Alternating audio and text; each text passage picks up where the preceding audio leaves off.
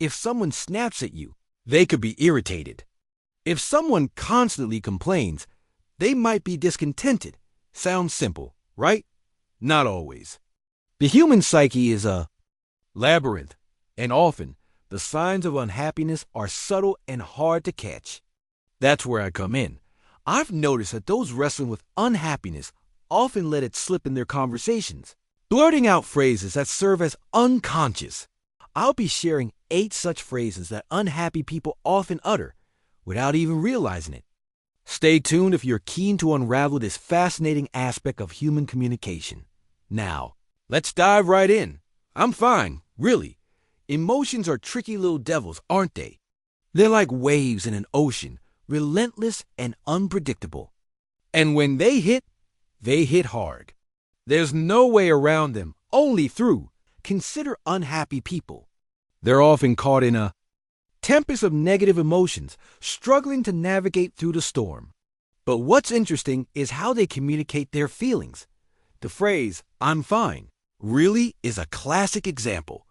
People wrestling with unhappiness often use this phrase as a defense mechanism, a shield against probing questions and concerned looks. It's their way of saying, "I don't want to talk about it," or "I can handle this on my own." But here's the catch. It's also a silent cry for help, an invitation for you to dig deeper. The next time someone tells you they're fine, take a moment to look beyond their words. You might be surprised by what you find. "It's nothing. Don't worry about it." The good old, "It's nothing. Don't worry about it."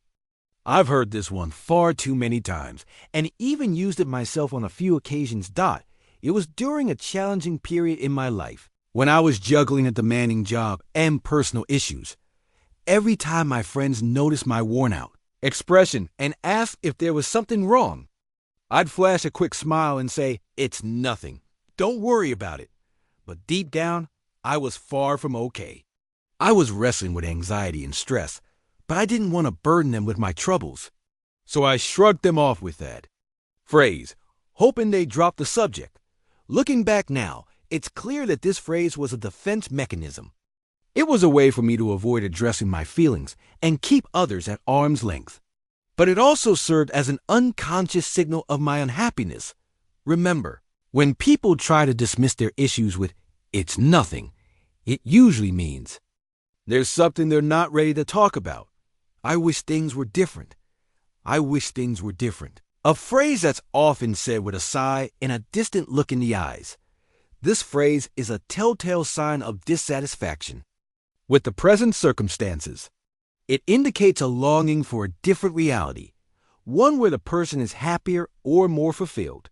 But here's where it gets intriguing. In a study, researchers found that individuals who frequently indulge in counterfactual thinking, imagining how things could have been different, are more likely to experience negative emotions. This kind of thinking, they suggest, can lead to feelings of regret and disappointment. When someone often talks about how they wish things were different, they might be wrestling with unhappiness. Keep an ear out for this phrase in your conversations. It could be a silent plea for understanding and support. "I don't care. I don't care." Now, there's a phrase that's as deceptive as it gets at first glance. It might seem like a sign of nonchalance or indifference. But scratch beneath the surface, and you'd often find that the opposite is true. People who are unhappy tend to use this phrase as a sort of emotional armor. It's a way for them to detach themselves from situations or people that cause them distress. They might say they don't care, but in reality, they probably care too much and are trying to protect themselves from further pain. The next time you hear someone casually toss out an "I don't care," take a closer look. It could be a hint of underlying unhappiness that they're trying to mask. "I'm tired. I'm tired." How often have we heard or said that? For me, it was a common phrase during a particularly rough patch in my life. It wasn't just physical exhaustion I was feeling, but emotional too. I was drained and didn't have the energy to deal with the challenges life was throwing at me. Yet when someone asked how I was, I'd simply say, "I'm tired," instead. of delving into the complexities of my emotional state. In retrospect, I realized that "I'm tired" was more than just a comment on my lack of sleep or busy schedule. It was an unconscious admission of my unhappiness. If you notice someone constantly claiming they're tired, it might be worth checking in on them.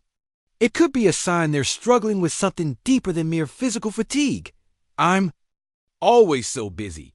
I'm always so busy" sounds like a humble brag, doesn't it? But behind the veneer of productivity and efficiency, this phrase often masks a deeper issue. People who are unhappy sometimes throw themselves into work or other activities to distract themselves from their feelings. They keep themselves so occupied that they barely have time to breathe, let alone address their emotional turmoil.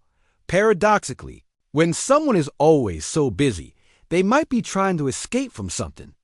It's their way of saying, "I don't have time to feel unhappy," even though they might be.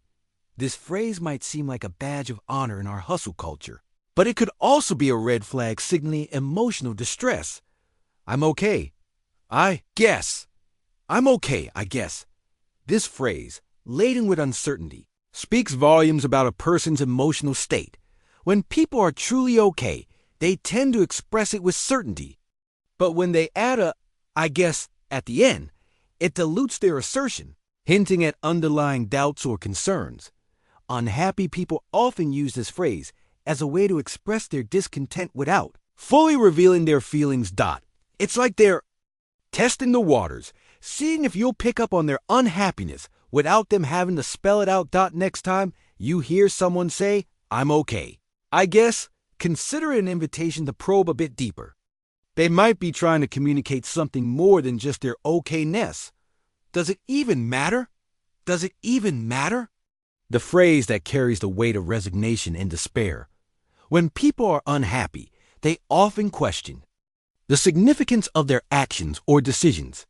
They might feel like they're stuck in a rut, and their efforts aren't leading to any meaningful change.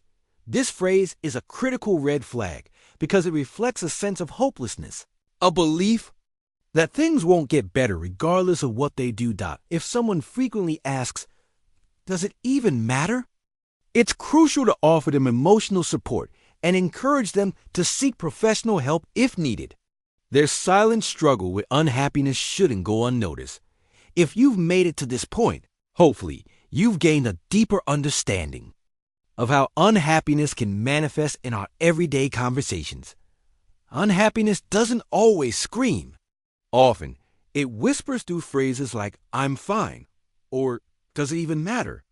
Recognizing these phrases for what they are, silent indicators of emotional distress, is the first step towards offering empathy and support. But remember, recognizing these signs in conversation doesn't mean you're equipped to solve someone else's emotional issues. Instead, it's about understanding their struggle and letting them know they're not alone. After all, human connection isn't just about sharing joys. It's about standing together in times of distress, lending an ear when needed, and offering a shoulder to lean on. The next time you hear these phrases in conversation, pause, listen, and reach out. You never know how much of a difference your understanding can make in someone's life.